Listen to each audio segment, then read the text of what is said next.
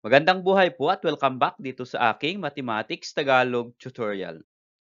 Sa video na ito ay pipresent ko po sa inyo the different multiple choice question as a reviewer for this incoming fourth quarter periodical test. So ito po ay Mathematics 10 at nakafocus po ito sa interpretation of data and percentile rank or how to calculate or how to solve problems about measures of position for group data. So ito po yung part 2 ng aking ginagawang math reviewer as a practice review.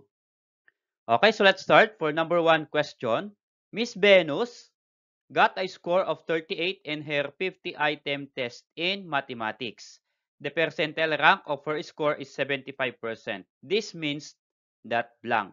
So we have A, B, C, D choices. So tignan po natin yung ating statement. So si Venus daw po ay may score na 38 out of 50-item test. At yung kanyang percentile rank ay 75%.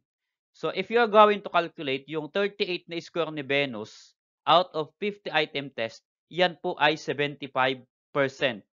Or 75% of 50 is 38. Ano po? Kaya ang percentile rank ni Venus ay 75%. So ibig sabihin, tingnan natin sa letter A choices, she answered 75% of the items correctly. So tama po yan. So yan po yung ating tamang sagot sa number 1 question. Sa letter B, tingnan natin kung bakit siya mali. She answered 38% of the items correctly. So 38%. 'Di ba ang 50% po ng 50 item ay 25. Ano po? Ay ang score niya ay 38. So malayong-malayo po 'yon. Ano po? Kasi 38%.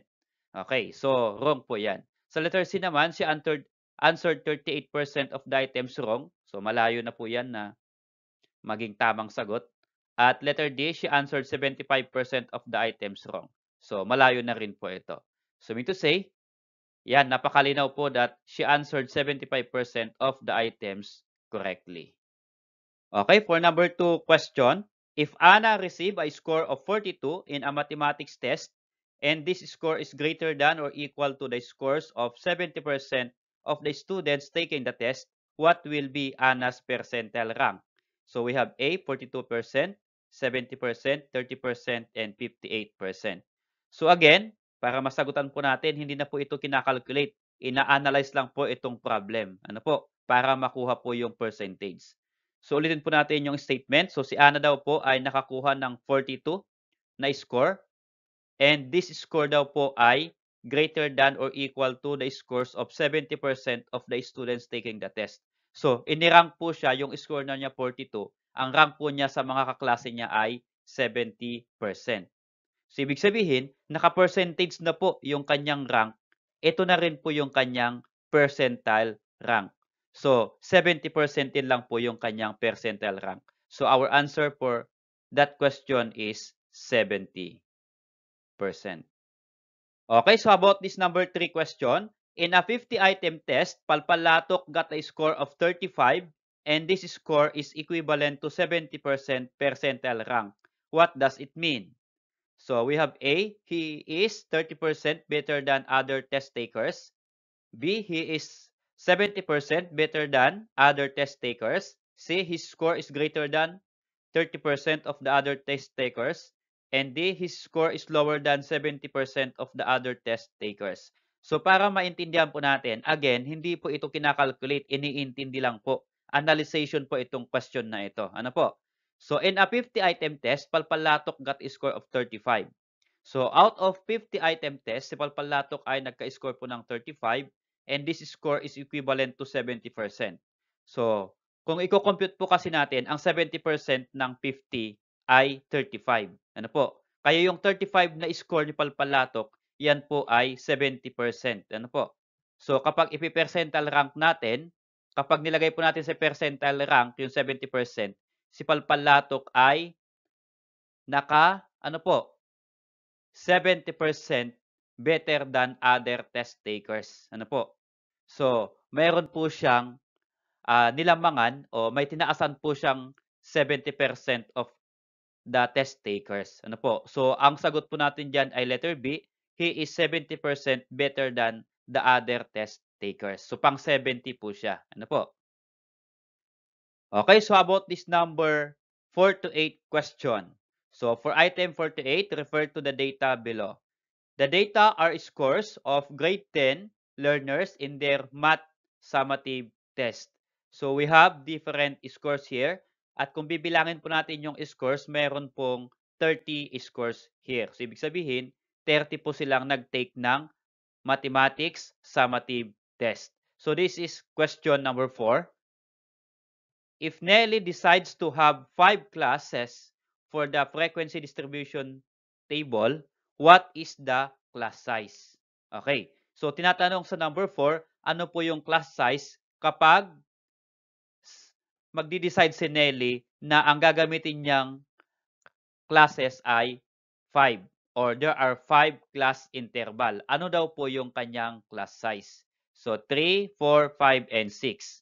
And for number 5, we have here, what is the upper limit of the highest class when there are 5 class intervals? So, ibig sabihin, sa question 4 and 5 pa lang, kailangan gawa po tayo ng class interval.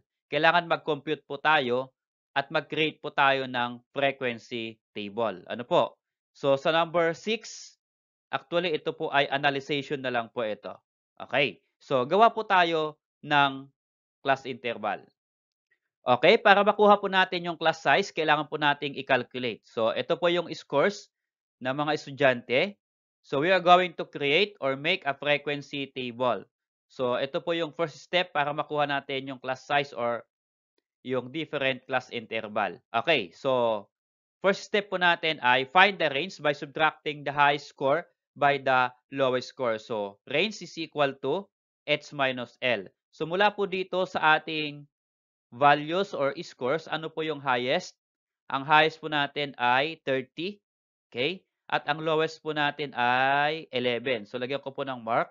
Ang highest ay 30 at ang lowest po ay 11. Okay, so ilagay ko po dito, highest 30, lowest 11. Then, substitute lang po natin. So, R is equal to 30 minus 11 and R is equal to 19. So, yung ating range po ay 19. Now, the second step is, for class size, divide the range by the number of class interval U1. So, i-divide po natin yung range na nakalculate natin na 19 dun sa class interval na gusto natin. Ano po?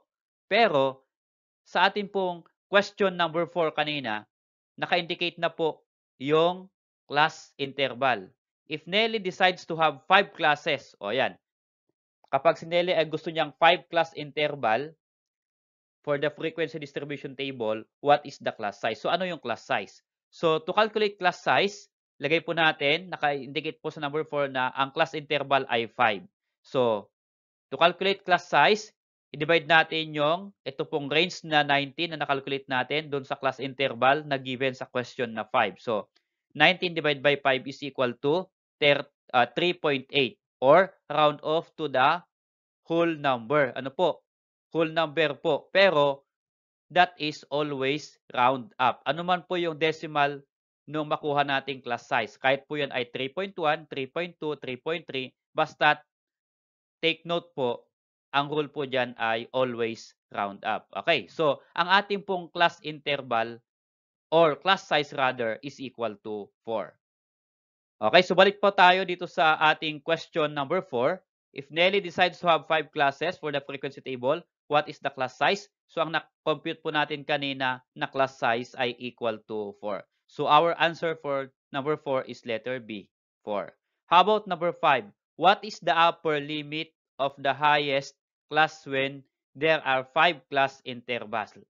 Okay, so ang tinatanungan po dito ay upper limit of the highest class interval. So, kailangan indicate po natin o i-create po natin yung class interval. Okay, so create po tayo ng class interval. So, given po na-calculate po natin kanina ay ito pong ating class interval ay 5 given po sa question kanina na 5 yun. And then, ang class size po natin ay na na-calculate ay 4. Okay, so create po tayo ng frequency table. Okay, so sabi po sa step C natin, pick a starting point to create class interval. Pero kapag nag-pick po tayo ng starting point natin para makagawa po ng class interval at makagawa po ng table, ang starting point natin ay lowest number. So again, ano po yung lowest number natin? Ang lowest number po natin kanina ay 11. So lagyan ko po ng mark. Ito po ay 11. Okay. So ibig sabihin, kung 11 po yung ating starting point, ang class size po natin ay 4. Kaya bilangin po natin mula 11, then 4 po ang size niya. So 11, 12, 13, 14. So 4 na po yun. So yung una natin ay 11 to 14. So, ang class size po niyan ay 4. Okay. And then next po ay from 15 to 18. Next, 19 to 22.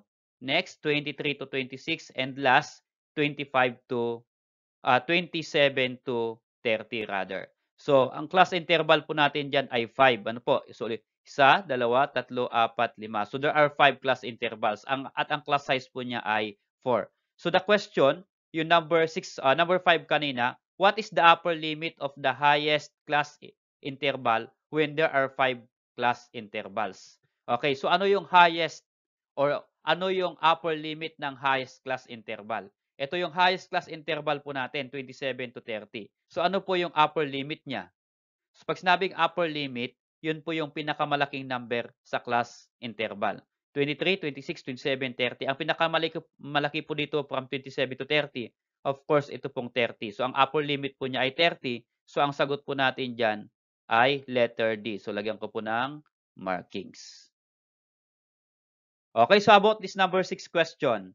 Which of the following can we use to determine the median, the upper 40%, and the lower 40% of the data? So we have A, decile, B, percentile, C, A or B, and D, neither A nor B. So, ano po ang pwedeng gamitin daw po dito sa choices para makuha yung median, yung upper 40%, and lower 40% of the data? So, pwede ba yung decile? Yes, pwede po i-calculate yung decile. 'Di ba, nakakalculate po natin yung percentage po dito. Okay, yung decile or pwede pong yung from decile i-transform natin into percent. Ano po? So, pwede ang decile na i-calculate mula sa table, pwede rin po ang percentile. So, kung pwede ang decile, pwede ang percentile, meron po tayo letter C choices na A or B. Ano po? So, pwedeng A, pwedeng B. Pwede ring both, pero wala naman pong nakalagay na both po dito sa ating choices. So, our answer for number 6 question is letter C. Okay, so how about this number 7 question? Which of the following is the lowest class interval? So, ano daw po dito ang lowest class interval? 7 to 10, 11 to 14, 19 to 22, 27 to 30. So, ito po yung ating class interval. Ano po yung lowest natin? Ito po, 11 to 14. At yan po ay letter B dito po sa ating choices. So, lagyan ko po ng mark. That's letter B. Okay, so about this number 8 question. Which of the following is a relevant conclusion if you calculated 25.67 as 80th percentile? Okay, so wala na po sa table yung ating pong question number 8. Ito po ay analyzation. So ano daw po yung ating pwedeng conclusion kapag ang nakalculate mo na 80th percentile ay 25.67? So we have letter A, 25 is a score greater than to at least 30 scores. Okay. So bakit may 30 scores dito? 30 po kasi yung scores po natin dito. Ano po? Okay, 30 po yung scores natin.